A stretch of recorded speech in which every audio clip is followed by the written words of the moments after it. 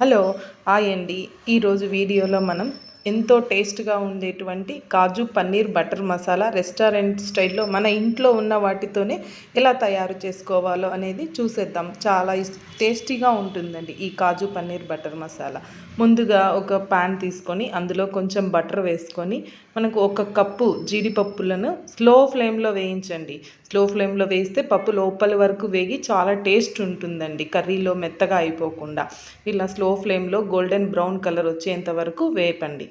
వేగిన తర్వాత వాటిని ఒక ప్లేట్లోకి తీసుకొని పక్కన పెట్టుకోండి. అదే ప్యాన్లో ఇంకొంచెం బటర్ వేసేసి ఒక కప్పు ప్యాకెట్ పన్నీర్ ముక్కల్ని, లేదా మీరు ఇంట్లో చేసుకున్నారంటే ఒక కప్పు పన్నీర్ ముక్కల్ని ప్యాన్లో వేసేసి కొంచెం ఉప్పు కొంచెం కారం వేసి స్లో ఫ్లేమ్లోనే ముక్కలు విరగకుండా అటు ఇటు ఫ్రై చేయండి. తర్వాత ఒక మీడియం సైజ్ ఆనియన్, 2 టమాటోస్ను, మనకు గ్రేవీ కోసం ఒక మీడియం సైజ్ ఆనియన్, 2 టమాటోస్ను తీసుకొని అందులో ఫ్రెష్గా వెల్లుల్లి అల్లం వేసుకోండి. అల్లం పేస్ట్ అయితే వేయద్దండి, టేస్ట్ రాదు.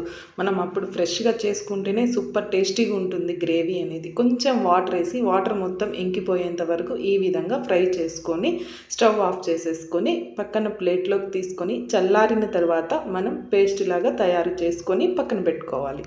ఆ తర్వాత ఇప్పుడు కర్రీ ప్రిపరేషన్ కోసం మనము అదే ప్యాన్లో కొంచెం మరింత బటర్ వేసేసుకొని కొంచెం బిర్యానీ ఆకు వేసుకొని అందులో ఎండుమిర్చి, పచ్చిమిర్చి, కొంచెం మీరు కారం తినగలిగితే వేసుకోండి, లేదంటే స్కిప్ చేయండి.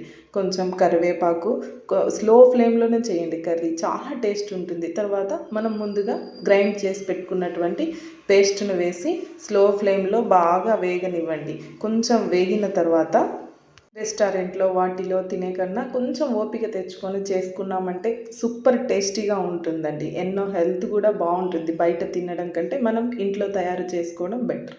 కొంచెం కారం, మనం ముందుగా పచ్చిమిర్చి వేసుకున్నాం కదా, 2 టీ స్పూన్స్ కారము, 1 టీ స్పూన్ ధనియాల పొడి, 1/2 tea spoon homemade garam masala అండి. నేను ఇంట్లోనే తయారు చేసుకుంటున్నాను ఈ గరం మసాలాను.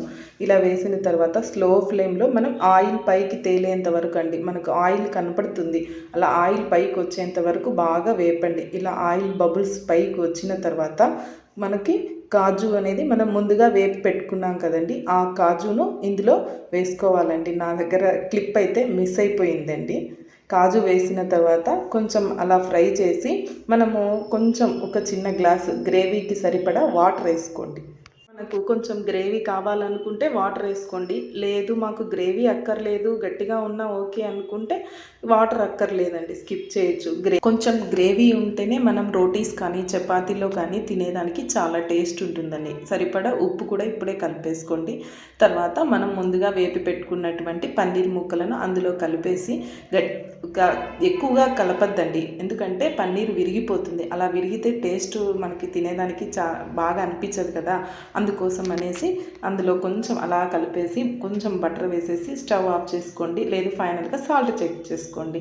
చపాతీలో రోటీస్లో తినేదానికి చాలా టేస్ట్గా ఉంటుంది అండి. అమ్మో ఇంత బటరా అనుకుంటామేమో, వీక్లీ వన్స్ తింటే ఏమవ్వదండి బటర్ తినడం వల్ల.